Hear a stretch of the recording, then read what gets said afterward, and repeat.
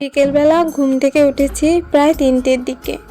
উঠে ঘর ঝাড় দিয়ে, ঘর মুছে, বাবার ঘর ঝাড় দিয়ে ভাবলাম যে আজকেই উঠোনটা লেপবো।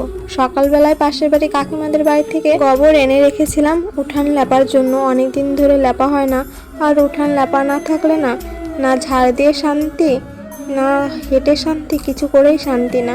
আর বিশেষ করে আমাদের বাড়ির উঠানের মতো যদি মাটি হয়, মাটিটা একদমই বাজে, নাম লেপলে ফেটে যায়, ভীষণ অবস্থা খারাপ হয়ে যায়, ঝাঁটার সঙ্গে শুধু মাটি উঠে যায়, আর হাঁটতেও ভালো লাগে না এরকম উঠানে।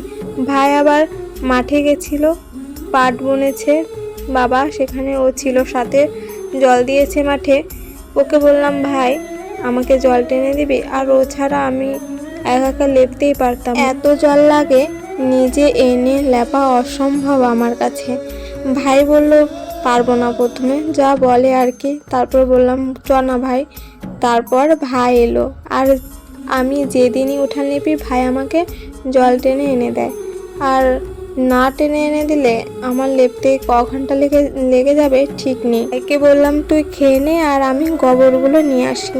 গোবর এক জায়গায় এনে রেখেছিলাম, আর সেখান থেকে জায়গায় জায়গায় রেখে দিয়েছিলাম লেপার জন্য। ও ভাত খাচ্ছিল, ও ভাত খেয়ে আমাকে অনেকক্ষণ জল টেনে দিল। তারপর বললাম যে ভাই যা তুই স্নান কর, আর তারপর কিছুটা জল টেনে দিলেই আমার হয়ে যাবে, তোর হাতে গোবর লাগবে না, শুধু জল টেনে দিবি। তাই ভাই স্নান করে নিল, আর জল টেনে এনে দিয়েছে অনেকক্ষণ।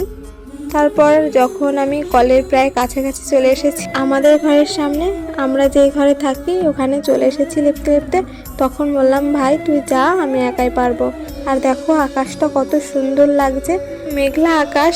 ভাই বলছে যে বৃষ্টি হবে, আমি বললাম যাক বৃষ্টি হয়ে যাক, যা হয়ে যাক, আমি উঠান লেপবো। 2 দিন পরে হলে হোক বৃষ্টি, তাও তো হাঁটতে সুবিধা হবে বৃষ্টির পরেও। তারপর না হ্যাঁ আবার লেপবো।